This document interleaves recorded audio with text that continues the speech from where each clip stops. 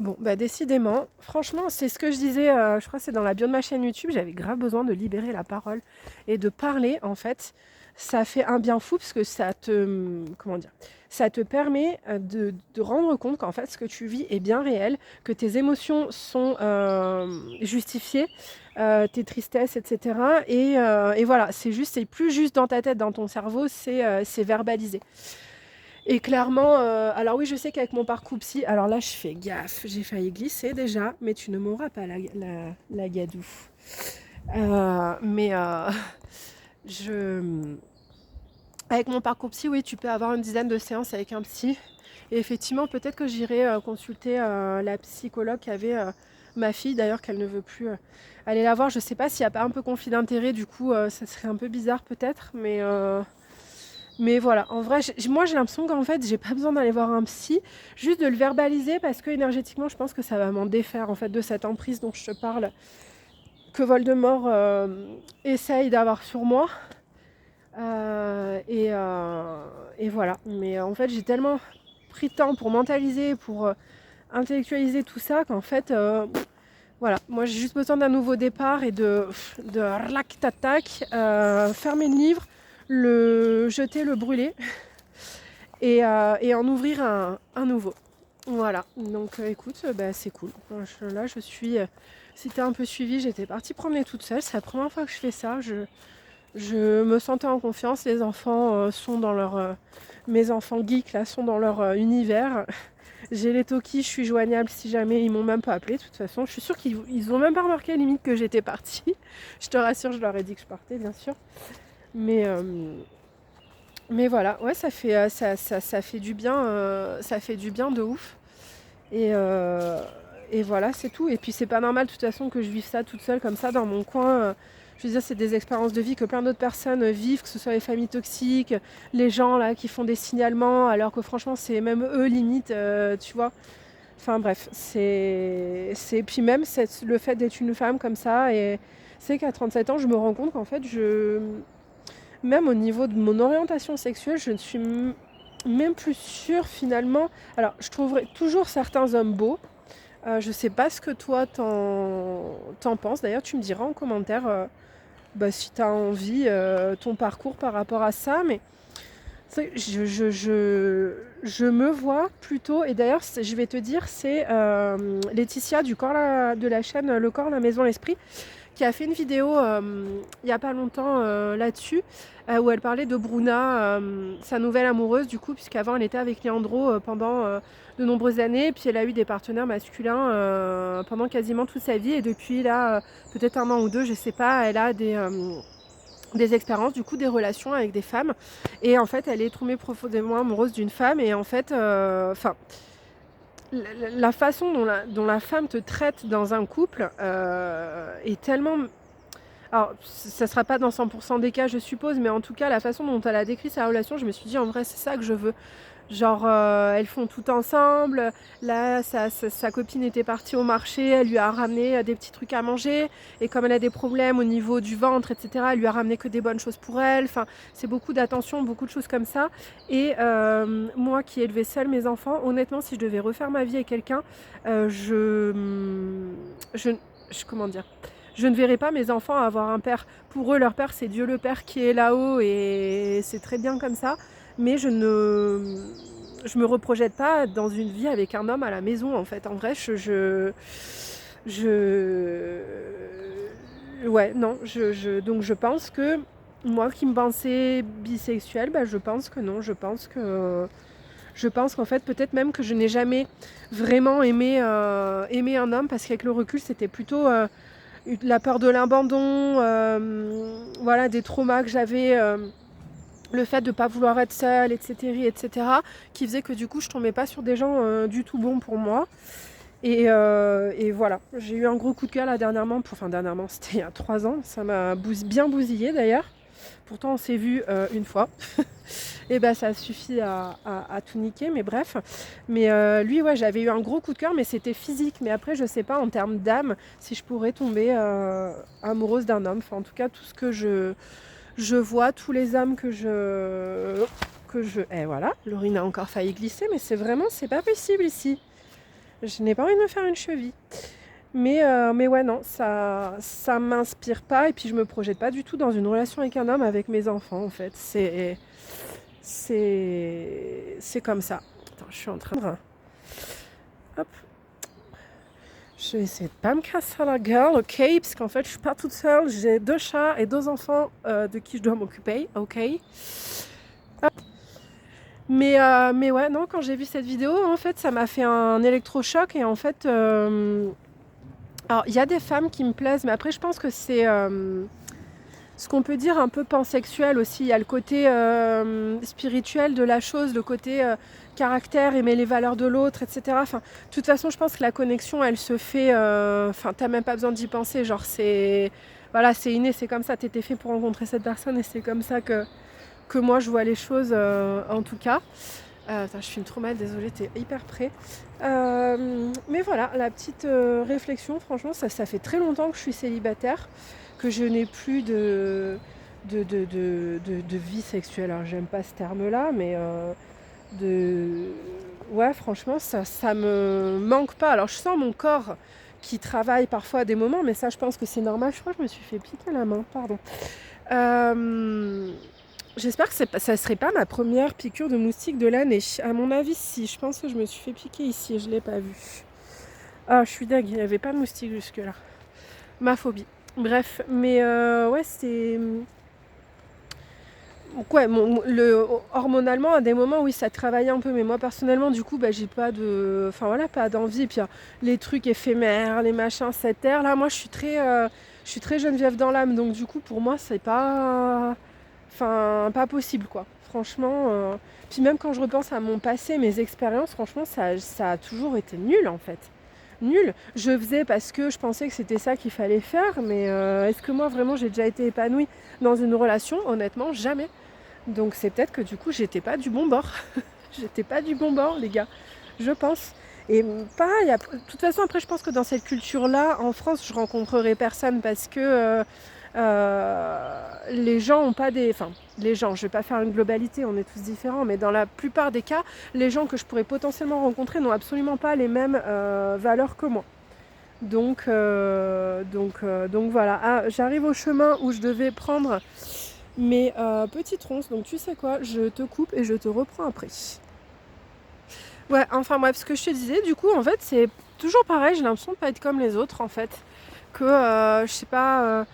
je prends l'exemple de personnes homosexuelles, du coup gays, la plupart du temps, quand ils parlent de leur orientation, ils disent bah voilà, moi depuis petit, je sais que je suis comme ça.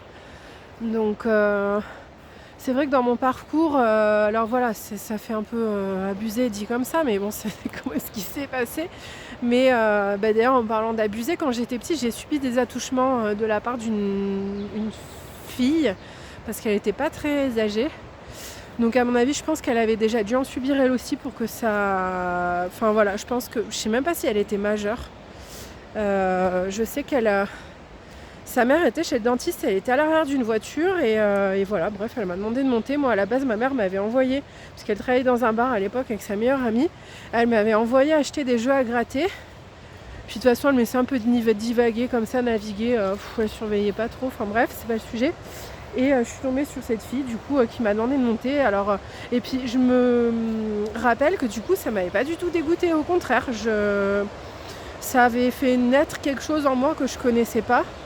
Et que du coup, j'ai reproduit. Alors, sans forcer, sans rien, attention, hein, mais plus tard, une petite fille qui était un tout petit peu plus petite que moi, avec ma grand-mère gardée. Je sais quoi, là, on avait eu des jeux un peu comme ça de touche pipi, mais à ma demande, et attention, pas forcer ou quoi que ce soit. Hein.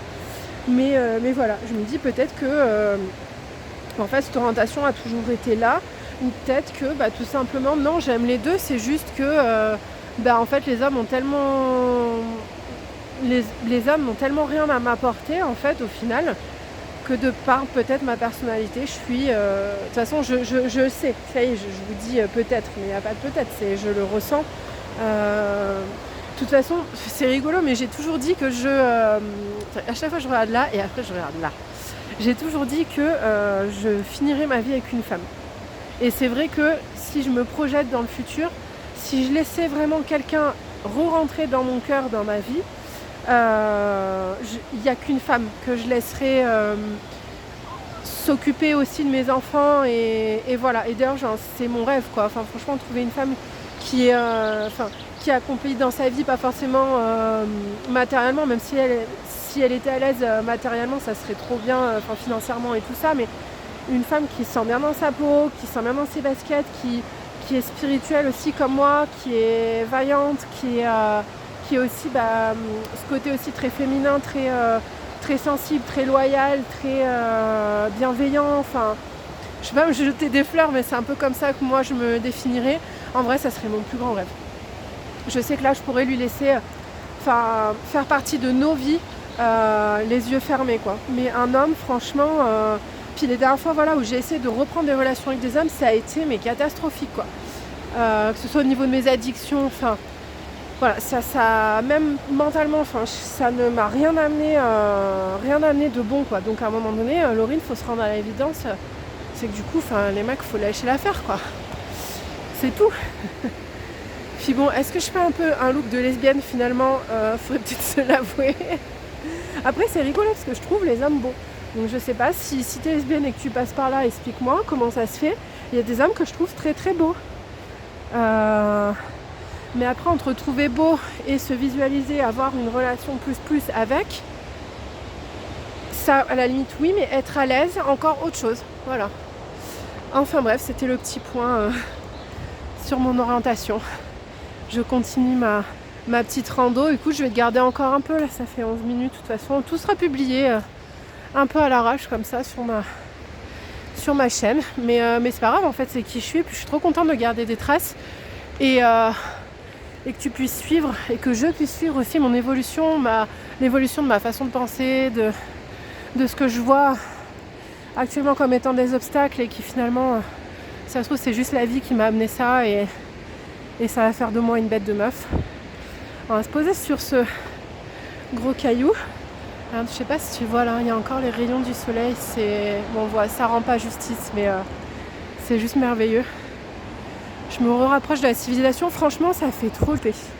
Je te dis, moi, la solitude, ça me fait pas peur. Ça fait trop du bien. Juste de couper, alors, même de mes enfants aussi. Hein. D'ailleurs, attends, on va se les appeler en direct. Est-ce que vous m'entendez ? Oui, on t'entend.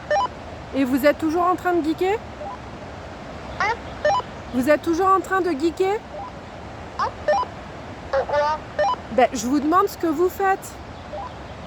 Ah bah, allez, regarde encore la télé, moi je joue aussi. Ok, ça marche. Allez, je suis sur la route de retour, je vais pas tarder.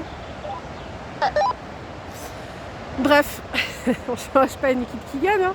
Je te dis, ils sont pas perdus sans moi. Voilà, bref. Mais en vrai, ouais, putain, si je pouvais là claquer des doigts et juste prendre la route et prendre ce dont j'ai besoin et me barrer en fait. Et me barrer. Mais voilà, je sais pas, j'arrive pas à... Enfin, si, pourtant j'arrive à me visualiser dans cette vie en Espagne et je vois déjà ma fille aller à l'école des Beaux-Arts à Granada, parce qu'un jour à la télé espagnole, j'étais tombée sur un reportage et je m'étais dit, punaise, ça c'est fait pour elle. Mon fils qui est fanat de foot, qui s'est vraiment trouvé une passion pour le foot, d'ailleurs tous les jours quasiment je joue avec lui.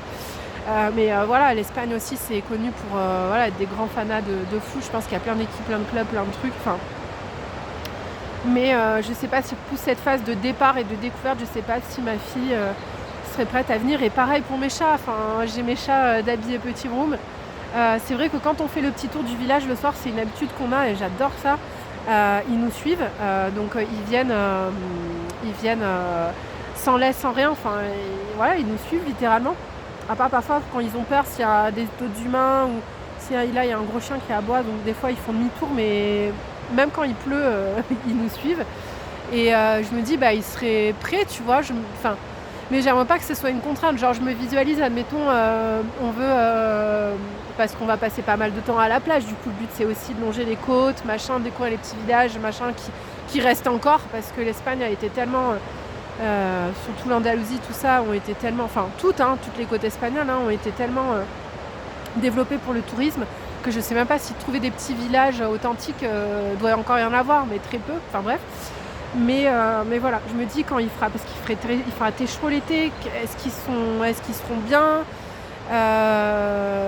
voilà.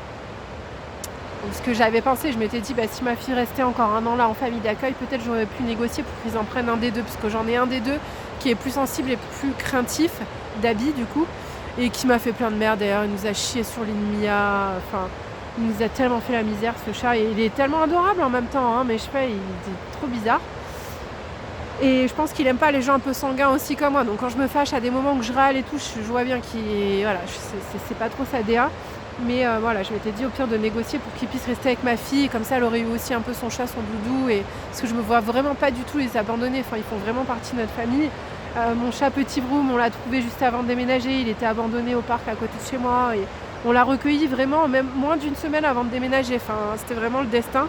Donc je me vois pas, voilà, on a déjà trop perdu, enfin ce qu'on a, c'est notre famille, et voilà.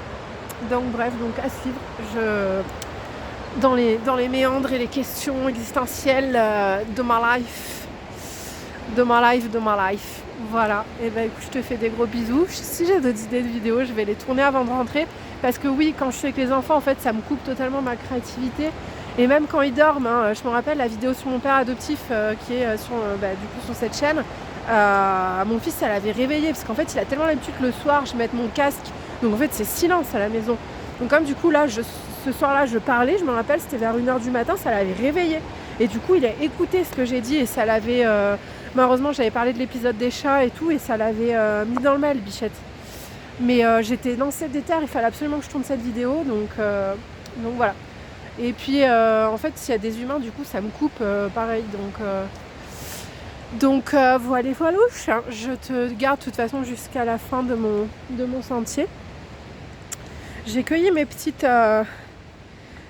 feuilles de ronces, donc du coup je vais pouvoir me faire mon infusion. J'espère que ça va être cool. J'en ai pas pris beaucoup au cas où le tanin et tout ça me plaise pas. J'avais entendu qu'il fallait vraiment prendre les plus jeunes, c'est celles qui étaient le moins concentrées en tanin. Par contre, c'est juste histoire des ronces, je me demande si... il faudra vraiment que je prenne que les feuilles et que je les rince bien. Parce que je me dis, mais en fait, les épines des ronces, du coup, c'est comme faire des tisanes d'ortie aussi. Mon fils est un peu allergique au pollen et tout ça. J'ai vu que c'était bien les orties, l'ortie et le plantain aussi.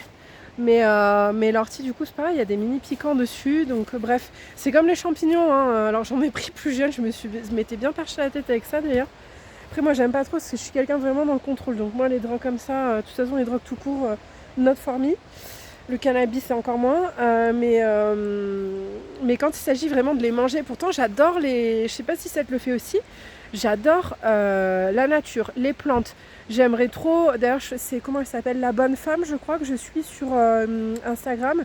Je trouve ça génial, et d'ailleurs c'est un peu mon optique aussi à moi, c'est au-delà d'avoir mon potager, mais d'avoir aussi mes plantes et de pouvoir un peu me soigner et me faire du bien comme ça. Mais en fait c'est délicat parce que tu as des plantes toxiques, tu as des champignons toxiques, et du coup moi dans le moindre doute, moi je suis assez frileuse.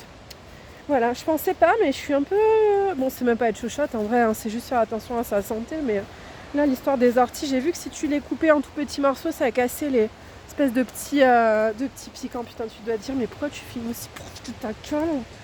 On voit rien, c'est nul.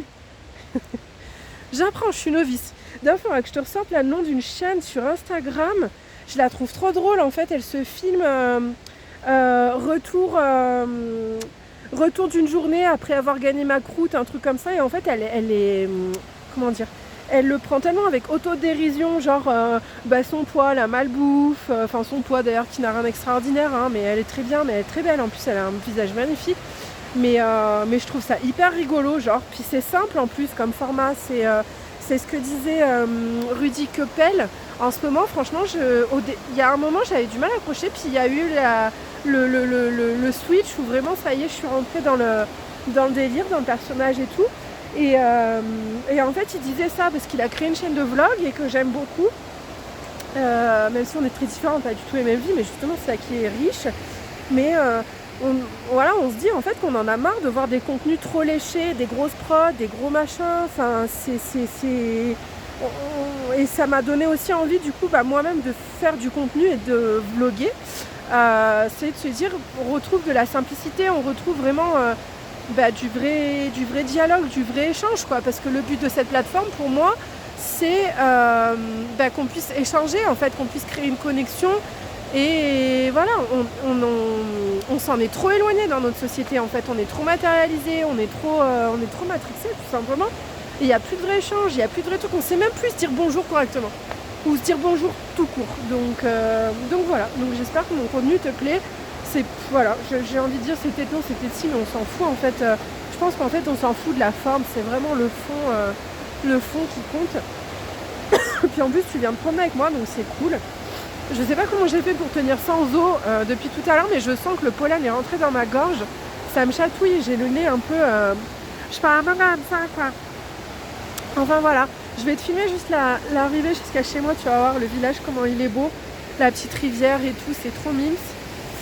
Et voilà, et c'est ça. Je suis rentrée dans cette forêt, j'étais une maman débordée au bord du burn-out, fatiguée et tout ce qui s'ensuit. Et je ressors de cette forêt en ayant trouvé mon identité sexuelle, en ayant trouvé mon chemin de vie, ma mission de vie, et voilà quoi, en ayant trouvé un sens à ma life. Et en plus avec des feuilles de rose pour combattre ma rétention d'eau. Donc franchement, que demande le peuple?